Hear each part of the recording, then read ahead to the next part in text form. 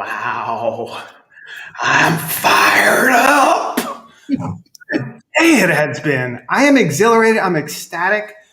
I think OER by Domains 21, I haven't felt this way since I was in the grips of something like Faculty Academy at UMW or DS 106, that venerable online digital storytelling class. And so it makes it so amazing to end this day one of OER by Domains 21, the Lollapalooza of online events, with none other than Laura Gibbs. Let me say a little bit about Laura Gibbs before I hand over the stage to her, although she has invited me to interrupt, and she will not be giving a conventional talk. I don't think we should be surprised at this point. So we encourage many people to engage. But before we do, I do want to say that Laura Gibbs, I think, has been for me a kind of online course lady. Let's just start there. That's the @sign. That's the identity I've come to know since working with the University of Oklahoma and following her work through that, which has done unbelievable work in kind of building a syndication hub, giving her students their own space to define their identity. But then also this year in particular, and I think that's why we were so lucky to have Laura keynote this event, she's kind of taken a mantle on. Not only has she challenged Canvas and the way in which they deal with student data, but she's also thought heavily about what grades can and can't do, and about what a real student-centered infrastructure can and should look like. And so when everybody a year ago shifted to Zoom, shifted to video, shifted to the sense of presence or die, Laura was a voice that said, hold on. What are we doing? We've been doing this for a long time. We have a lot of experience. Let's stop and think. So lest I give Laura's presentation for her, I am now going to hand over the floor to Laura Gibbs, who I am honored to introduce as the final keynote for day one of OER by Domains 21. Laura, take it over. Well, thank you so much, Jim. Honestly, if I were abducted by aliens in the midst of this presentation, you would be able to give the presentation for me, because so much of what I'm doing is really just inspired by DS 106 over the years. And I'll confess, I'm really intimidated by doing this because I sometimes call myself the queen of asynchrony, and I'm kind of synchronously challenged. I wasn't really sure at all what to do with this presentation and how to make it student-centered, since you're looking at me right now. I'm the teacher at the front of the room, which I never really want to be. But I came up with some ideas that I hope can make this presentation more sort of open-ended and spontaneous, something that will provoke your curiosity, something that's kind of unpredictable, including unpredictable for me, as well as being unpredictable for you. And so I was trying to think, how am I going to do that? How am I going to do that? And I remembered back a million years ago, 40 years ago, when I was a college student, we used to play bingo sometimes in class with our professors. And so I'm going to urge everybody who is interested in doing this. I've got a bingo.lauragibbs.net randomizer here. So if you go to that address, you'll see that you can get a bingo card. And if you don't feel lucky at that moment, you can just refresh the screen and get a different bingo card and keep sort of banging away at that until you feel lucky or get a card that you like, and go ahead and print that card out, or just save the image file and mark on it as a PDF or an image file. And the idea here is there are all kinds of things we might talk about today. I really don't know what we're going to talk about, and you'll see why in just a minute. But you know how bingo works. The idea is to get 5 across or 5 down or crisscross. You got your OER domains there in the free space. And so I hope the bingo cards will help focus your attention through this presentation, provoke some curiosity, and also provoke some questions, right? So think about some bingo strategy, right? If you've got 4 across and you're just waiting for me to say science fiction, well, ask a question about science fiction and say, Laura, why haven't you said anything about science fiction so far? And so be strategic, right? Use the bingo cards that way. They were generated with a randomizing spreadsheet thing, and I've got some documentation here, which has like how I made the bingo card generator, and I made it shareable. So if you want to make your own bingo cards, you can do that using the information there in the documentation. And this is all, like I said, random. And we have random prizes too. We have random victory slogans in Latin, because I used to teach Latin. I still miss it, so I could not resist the temptation to make Latin prizes for everybody. And that's all randomized too. And don't worry, there's translations down at the bottom. My friend Hector, I think, is in the audience. He speaks Latin. I don't know who else does, but there's translations. Okay, so the reason this is going to be unpredictable for me too is we're about to randomize my presentation here. I've got a slideshow, and let's peek and see what's first right now. Okay, it could be Ravana stories first, but I guarantee you it's not going to be, pretty much, because we're going to go here and randomize this presentation. So we're in Google Slides now. And there are slides here that have screenshots of my students' websites and links to their websites so you can go visit. And there's 250 of them in there. And there could be more, right? We're obviously not going to talk about 250 projects today. But what we're going to do is randomize them. So I'm going to start this little add-on. And this is in the documentation too. So if you could use a slide randomizer, let's save the first slide. You can do that. Now, the reason there are 250 slides there in the presentation is because I was worried I was going to break the randomizer. So it's not that I ran out of projects. I just didn't want the slideshow to get so big that the randomizer broke, and it's grinding away there, but it's going to work. Don't worry. We're going to give it just another second. Normally, I have about 100 students each semester, and that's how I learned about this randomizer. I make a slideshow of each semester's projects. And when there's just 100 in there, it randomizes pretty fast. But when there's 250, you saw it, it had to work hard. And lo and behold, look, it's not Ravana stories first anymore. So I'm going to go back to the slideshow, and I'm going to hit refresh. Oh no, it looks like it's refreshing, to make sure I've got the new version. So if you're watching at home and you want to use the slideshow so that you can access the links, and I would really urge you to do that, you might need to press refresh to make sure your first slide is this one about Baba Yaga. This is like a card dealer splitting the deck and doing the shuffle. This is awesome. And you saw, it's all legit, right? I'm a huge fan of Better Call Saul, and you probably all have seen Saul play bingo. I'm not playing bingo like Saul. This is like totally legit, right? I like that you have to like be like, I am not cheating you. This is truly random. Well, and I study tricksters, so those of you who are still suspicious, you don't need to be suspicious. Just trust me on that. So anyway, the way I made the cards was that I went through the 250 slides, and I just jotted down a thought or idea for each slide and randomized those to make the cards. And so now here we are, and I'm so happy because I was hoping that one of the first slides to come up would be one that I absolutely love. And the way this is going to happen is I'm going to do something like emergent learning here. I'm not going to talk to you about what we do in the class in the form of a lecture. I'm just going to let it emerge from the students' projects here.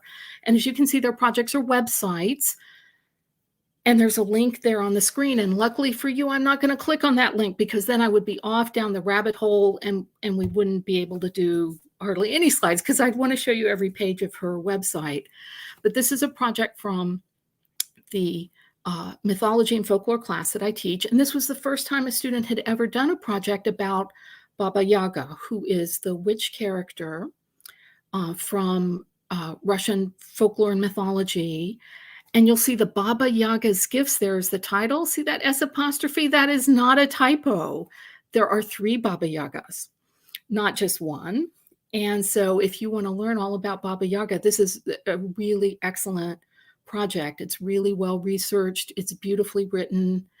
It's by a professional writing major. I sometimes get professional writing majors in my classes. rarely, but it's so exciting when I do. And this, I hope, is going to turn into a novella because she did such a beautiful job with it. And this is from last fall, that this summer I'm going to do some editorial work if she wants me to, and hopefully we might turn it into a press book adventure or something. So anyway, that's the first project, full of joy and delight, I guarantee you.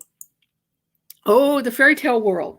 Okay, this is an older style of Google site. That first one was the new style of Google site. This is what they call the classic Google sites, and I could actually say a lot about that and a lot about why my students, most of them do use Google Sites for their projects. But first, let me say what the premise of this project is, because it's absolutely adorable. It's a TV reality show with the fairy tale princesses, and they've been in a house. It's that kind of like house-based Big Brother type TV reality show, and they're trying to escape. And so the princesses are all having to work together as a team in order to escape from the fairy tale world. And so there you see, I guess that's Cinderella on the loose.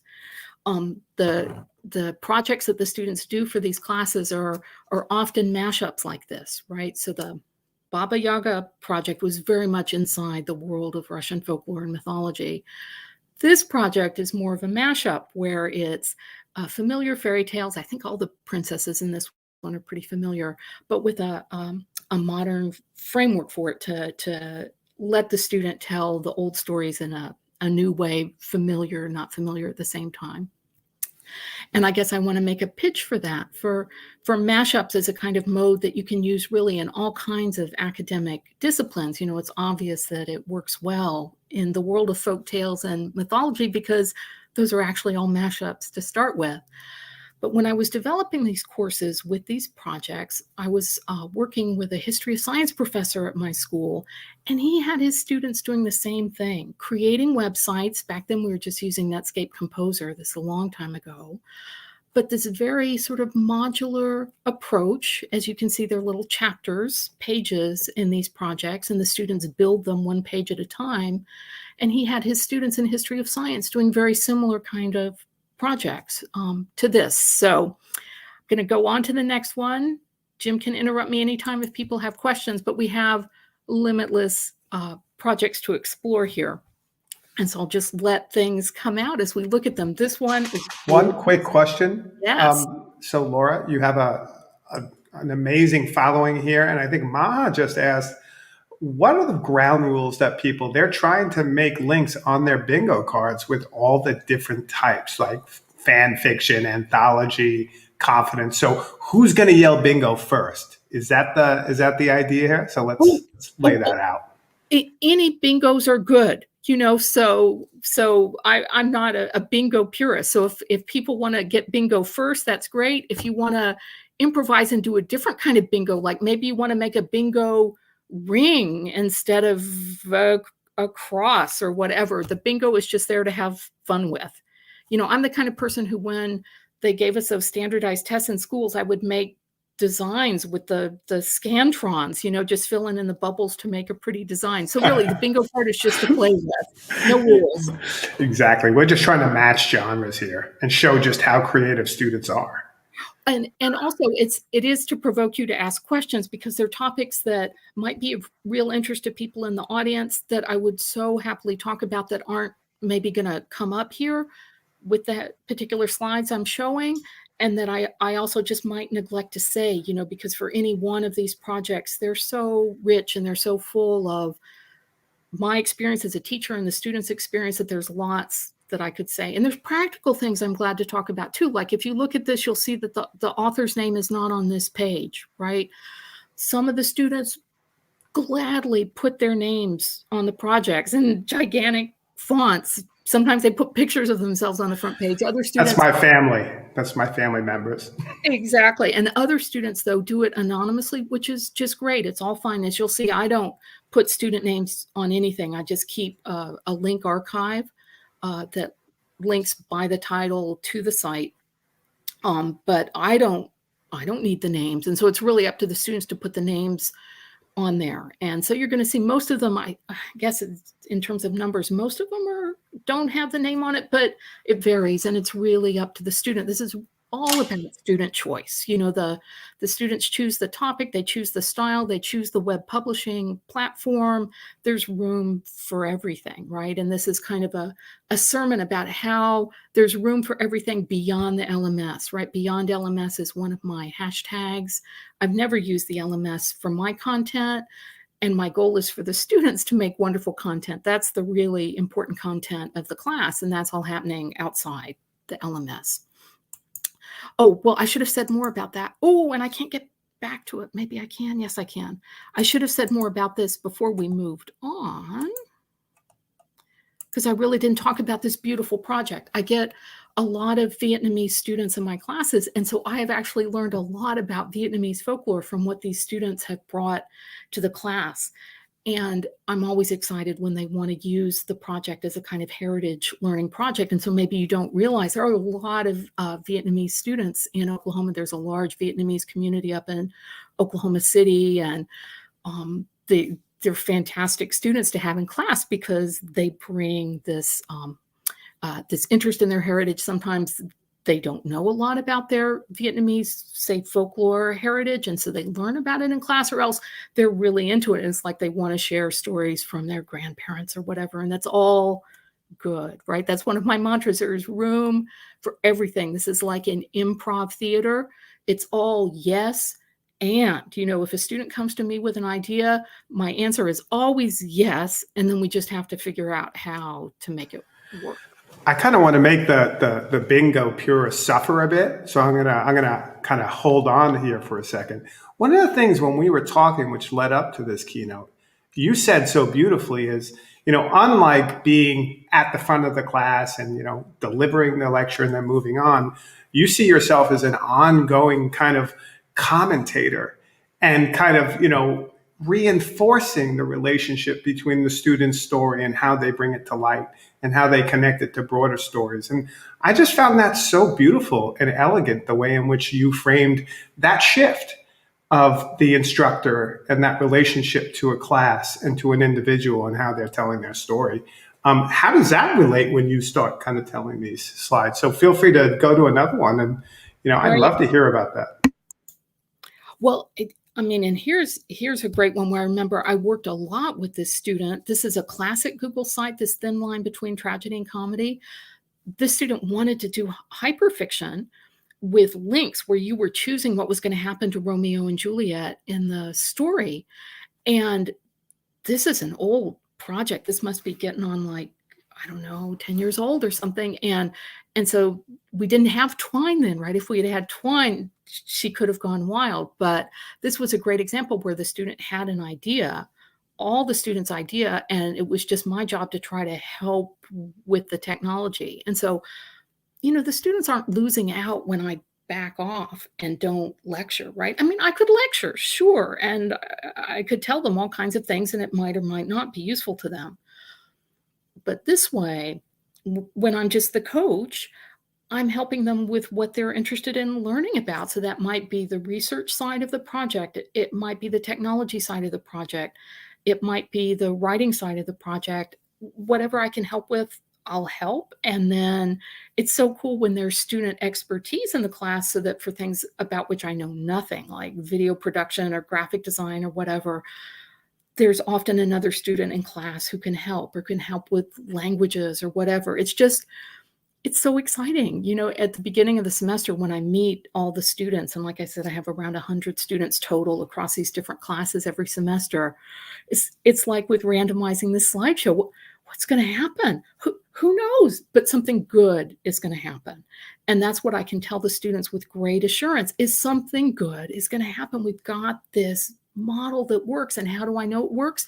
Look at these websites. So one of the first things that the students do in the class is to do kind of what we're doing here. They start exploring the websites, they click on the links, they find their favorites, and they start to get ideas about what they want to do. Let's see what's next. Oh, this one was so cool. Students often come to a mythology and folklore class thinking it's going to be all Greek mythology. And we actually, in terms of the week-to-week readings in class, and there are readings. There's a giant untextbook thing that I built for the students, which is just full of public domain content, folklore and mythology from around the world. And so there's actually very little Greek mythology that's part of the class reading. You can actually do the class reading for the whole semester and not read any Greek mythology. That's fine with me. I'm not interested in any kind of canon here. But for the students who are interested in Greek mythology, well, great, do your class project on that. And this one was so much fun because she ran with the way that the three brothers of Greek mythology are also the names of planets. And so the storytelling in here is so cool because it's about the brothers and the mythology, but it's also about the planets. So just take my word for it. That was a really cool Greek mythology project. And there are a lot of Greek mythology projects, as if you were to go through like the whole corpus of all the thousands of projects that students have done over these 20 years I've been doing this. There's a lot of Greek mythology in there, which is great. I used to be a classicist, so it's great. But things are also great when they're really out there and unexpected, like this one was so cool. I remember this very vividly. This is an old Google Classic site. The Adventures of Sherlock Holmes, The Mystery of the Missing River. This is from the Indian Epics class. And as you can imagine, teaching a course on the epics of India, it's haunted by the British Empire and what that means, and the British in India. So I was so excited when the student wanted to do this project about Sherlock Holmes going to India and getting all involved in this mystery of the missing river, which is all tied up with the Ramayana. And I guess I should go ahead and say something important here too about these Google Classic sites, because this is a kind of downside of life online. And anybody who has a Google Sites Classic site may have gotten an email this week. Google Sites, Classic sites have been deprecated for, I think, 4 or 5 years now since they rolled out a mobile first, totally different approach to Google Sites design. And so these classic Google sites are going away. And they're going away actually pretty soon. I think it's sometime in the fall. And on the one hand, that's very frustrating and sad. And there's going to be all these gaping holes on the internet, broken links and everything, because a bunch of these sites are disappearing. But the way Google is doing that they explained in the email that I got, like I said, just this week, is that they're zipping up those old sites and they're putting them in the Google Drive account associated with each person's Google account that they used to create the original classic site, so that you can then deploy the site in the new Google Sites if you want or not. And I think they also load up the site as an unpublished default in the new Google Site. So if you want to use their converter tool, which to be honest doesn't work all that well, but it exists, to republish your site, you can. And the reason I was thinking that was so interesting is that, for example, the student who did this site years ago, if she still looks at her Gmail address that was associated with this account, she got an email from Google reminding her. It's like, well, you created this awesome site. It doesn't say that in the email, but it is awesome. The site years ago. Do you want to do something with it now? So I'm actually really curious if any former students are going to contact me and say anything about it, because this email went out basically to all my former students who did these classic Google sites. I have a lot to say about platforms and platform choice. We can talk about that later if people want. I ended up using Google Sites when the previous web publishing platform that my school had supported disappeared overnight, and I had nothing. Now we have Reclaim and we have Domain of One's Own, and I do always have some students who choose to use a self-hosted WordPress site or some tool like that. I've even had some Jekyll sites from some of my techie students, but most of the students are still using Google Sites in my class. I have to say, Laura, I'm going to interrupt you. There is some marveling because people are loving it, so I probably shouldn't interrupt you. But there's been some commentary about not only how you can do this narration of your student works with so much love and joy, but how you can do it with just looking at an image. And then randomly, as both Colin and Maha mentioned, it's just really magic. So let me stop interrupting so the magic can continue. It's super cool. Well, and see, this is the thing to me about what student-centered really means, is that I've spent my life for the past 20 years, 40 hours a week, connecting with my students through their writing. right? I don't meet them in person. Some of them I might recognize because they use a picture or something somewhere that I've seen, but I haven't met them in person. And you mentioned earlier about, during the pandemic and how everything switched and changed. My classes didn't change at all during the pandemic, except that I reduced the workload because everybody was just freaking out, understandably. But I've always felt so connected to my students. They feel connected to me. And I should also say they feel so connected to each other because they're visiting each other's websites and watching them evolve and sharing in that experience together, which is great. And they also have blogs. And so I could be doing the same thing here with showing you all their blogs, but the blogs are kind of messier and weirder and hard to just, perceive and understand at a glance. But the projects that the students do every semester are just fantastic. And so I'll invoke the trust students hashtag, just let the students run and see where they go. They will go in good places. There's a project that my school did called the Meaningful Writing Project, which I always like to recommend. There's a book that resulted from that study where they interviewed students at 3 different universities, very different kinds of universities. And so my school was the big public university that participated, where they just asked open-ended question, graduating seniors, what was the most meaningful writing experience you had in college? And the students just wrote about what their most meaningful experience was. And a few students, sad to say, said they had no meaningful writing experience, but there were actually very few like that. Most students had some kind of meaningful writing experience. And it's a great book to read to see all the different kinds of meaningful writing that go on. And I was really excited because some of my students said that this project they did for this class, which is just a gen ed class, it's not part of a major or a degree or anything, that it was their most meaningful writing experience. And it is because they brought the meaning to it. I didn't bring the meaning to it. I brought the cheerleading and the support and the coaching and the just the opportunity for it to happen. But this student, for example, this was so great. This is on urban legends from Mexico. And that means the gossip, right? I learned nifty Spanish things from my Spanish-speaking students. And it's a revelation, I think, for students to realize that there are urban legends all over the world, and Google will help you find them. So if you want to find urban legends from Japan or Mexico or Hawaii or whatever part of the world you're interested in, you can find really cool, freaky urban legends, and urban legends want to be retold, right? So that's what's happening here. And then that's a personal family photo there that she used there on the cover. Oh, that's mine. Okay. I also make a project every semester. I enroll myself as a student in one of the classes each semester, and I do all the work with the students. So I have a blog and I write stories every week and I add things to our Padlet and I make a storybook. And this is the one I'm doing for this semester. So I'm so glad that it came up because it's a chance for me to tell people what I'm going to do now that I'm retiring from teaching, which is that I'm going to write books of tiny tales, and especially tiny tales from African folklore and mythology. So watch out. Books are going to be coming, and this storybook that I did this semester, I just finished it last week, has trickster stories about rabbit, or hare, spider, tortoise, and also mantis. I guess I decided to add mantis after I'd taken that screenshot back earlier in the semester. So anyway, if you want to see the kind of writing I'm doing now, all the stories in that storybook are stories that are told in 100 words. Exactly. Not more, not less, 100 words. So anyway, I use the hashtag at Twitter, Total Co-Learner, to share my experiences and what I think are the benefits of being a student in your own class.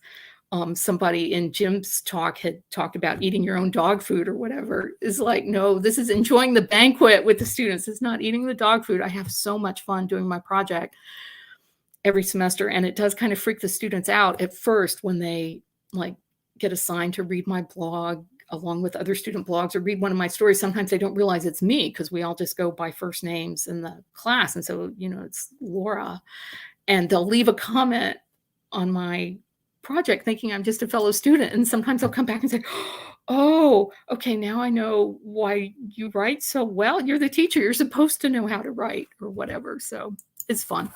You have a bingo winner, at least one. So someone has claimed bingo.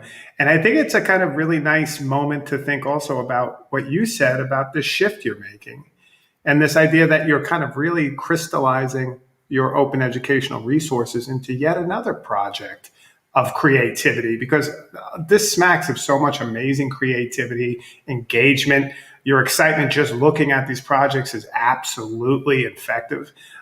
So maybe that's the wrong thing to say during a virus is, but you get the idea. Like it's powerful. So like, say a little bit about that project and how your teaching maybe inspired this kind of move to OER and these creative projects. Oh, I have to say, it was a personal conviction before I started all of this that everybody is creative. And now I can declare it as a kind of proven fact in my scientific study with N equals 2000 or whatever. The creativity that students do not get to explore in school is just sitting there as this huge untapped resource. And it does require some real work on your part to make that happen, to unleash that creativity, because the students will start off the class saying, I'm not creative. Like, that's one of the most common things I'll see in blog posts during the first week of class when they're, say, looking at these past projects by other students, or when they find out that the writing they're going to be doing for this class is storytelling. It's not going to be a traditional essay or research paper. It's not that they love the essays and research papers, but at least they're familiar. They know how to go through those motions. But a lot of them will say, I haven't, done creative writing since kindergarten or third grade or middle school, or whenever it happens to be that stopped. But that doesn't need to stop, right? Creativity can absolutely be a huge part of what you do in any discipline, in math, science, everything.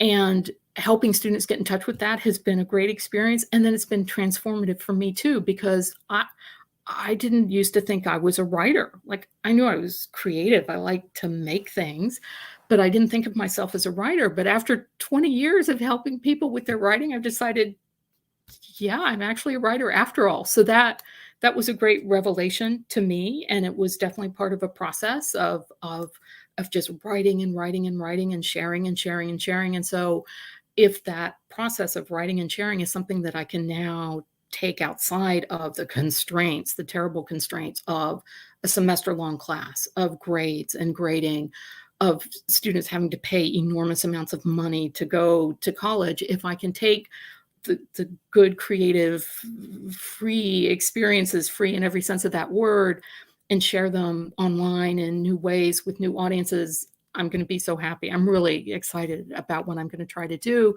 And I'm also looking for partners, especially people in K through 12, so that I can try to adapt the materials that I've developed really with a college age student audience in mind for broader audiences too.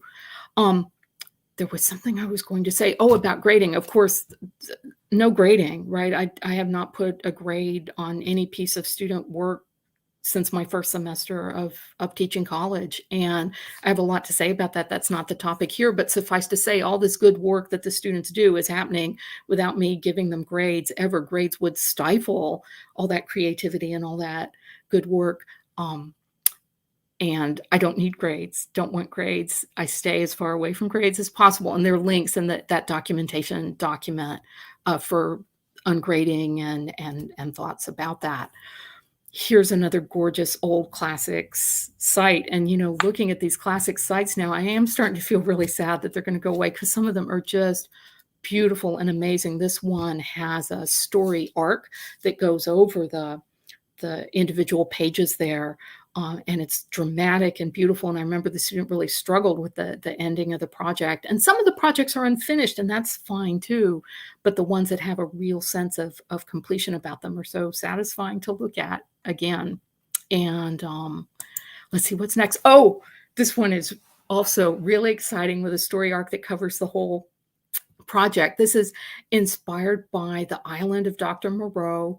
It's a supernatural creature laboratory, and the supernatural creatures have gotten out of their confinement spaces, and it's dangerous and scary and very exciting. And this was a project that really lent itself to a multicultural approach, where the student pulled in different creatures from different traditions.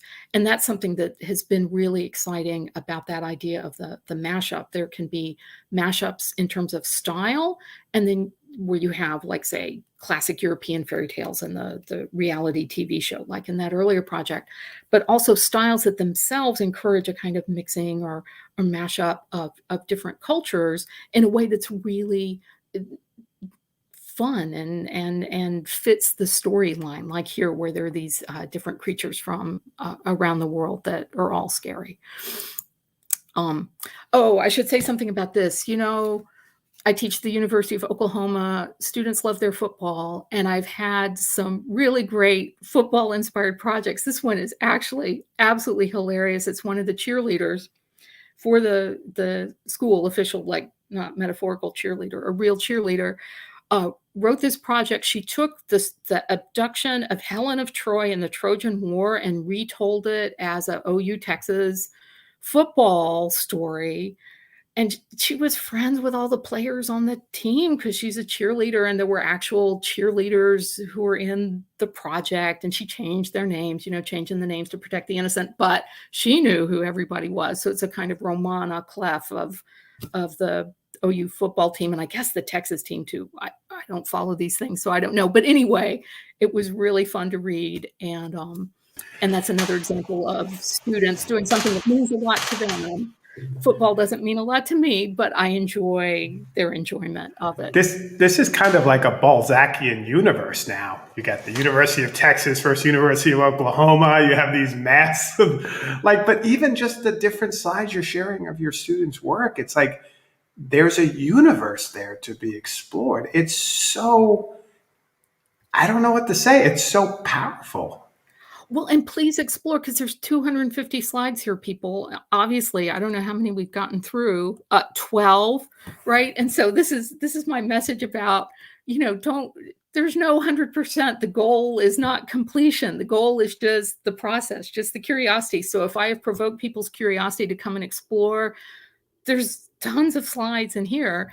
And these are just the slides I put in the slideshow. And like I said, I was afraid I was going to break the randomizer. There's hundreds more of these projects at the link archive. And there's a randomizer too at the archive. So explore, and just, if exploring convinces you that students are super creative, I'm glad. If you find a topic you're interested in, I'm glad. Each of the stories, I should say, has an author's note. And so let's click and see what's next. Oh, and this is a great example of one that has excellent author's notes, where the stories are in there, and the student is really just retelling the story of the Valkyrie, because most students don't know Wagner, and so she didn't really want to change things up. She just wanted to, get into the psychology and tell the story in a more condensed way too, because obviously Wagner is huge. And she wrote really good author's notes too. And the idea is that on each of these pages, if you go into the site, I try anyway to encourage them to be good about, crediting their sources. You start with, in this case, the Wagner. There's a link on each page to the source that the student was using. I try to get them to do good image credits.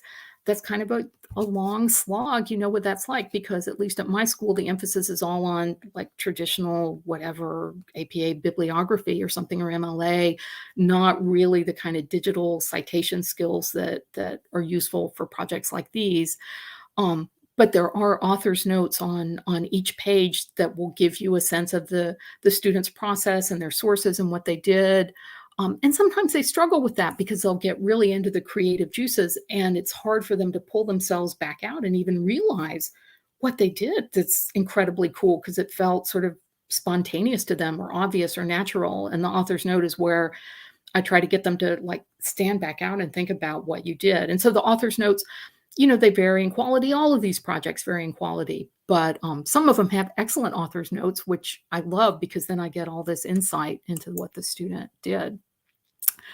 Lots of horror type projects. Students like horror as a genre. That's been a revelation for me too, because horror is not a genre that I ever really explored, but now I love a good scary story and a really good ghost story. So I'm going to be writing supernatural tiny tales for sure. This is once again an old one, but it's pretty scary about this Halloween cat.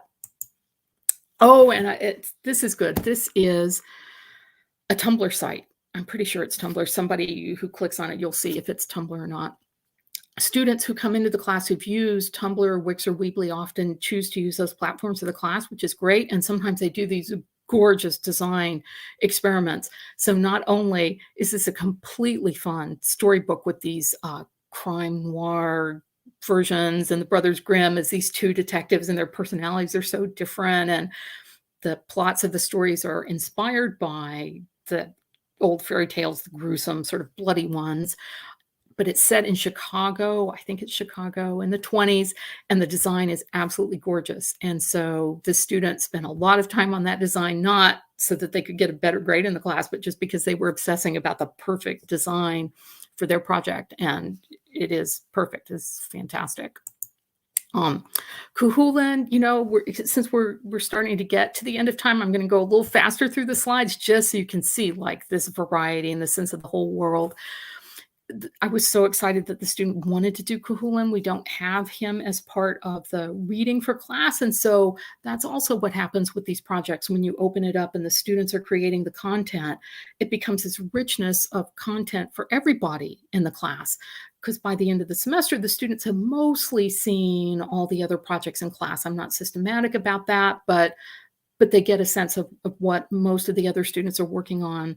And they get to learn about Chulainn from this project, for example.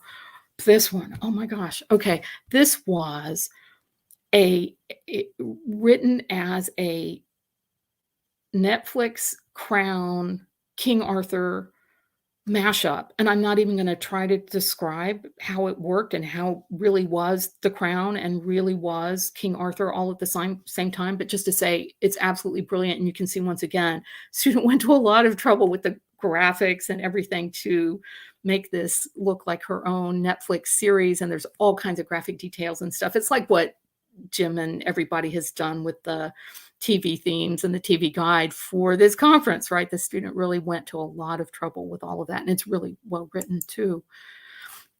This very exciting to see. The student was from South Africa. And this project is from before I developed my own obsession, like total obsession now with African folklore. But I learned a lot from this project, and it was really exciting to me too, because she got in touch with her mother to confirm which story she was going to use. It has an overarching story arc. I'm so proud of this project, especially because there aren't that many African projects in this whole group. And so if, like what Jim said about this being a kind of world, Africa is not as well represented as it should be in this world. And that's partly my fault too, that I just didn't know that much about African storytelling traditions until I became obsessed a couple years ago.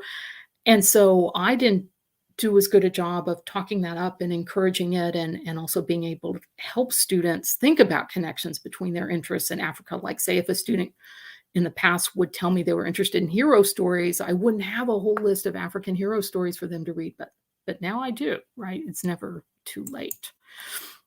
More scary stuff. This one is really scary. The ending actually has this kind of horrifying twist that is shudder worthy, but in a good way. It was fantastic. We haven't seen as many of the Indian epics things, and that's kind of just a freak of the randomization. But this is from the Indian epics class. This was really cool. The student told the stories from the point of view of the bow of Shiva. And so Tales of the Divine Bow there, it's not of in the sense of about. This is the divine bow hanging out with Shiva, having a conversation, talking about all the things that go on in the Ramayana, and ending with this incredibly dramatic confrontation between Rama and Shiva, which is just cool. So the Indian epics class, students like this start out really not knowing anything about the epics. They're taking the class because it's a gen ed, non-Western civilization. That's what they call it, non-Western requirement. And so they start usually from scratch in that class, and the student learns so much. And talk about showing what you learn. I would be so glad for anybody to look at that instead of looking at a grade on a report card. The bingos are starting to roll in now. I mean, anybody have a question that will help them win their bingo? I don't want to have failed.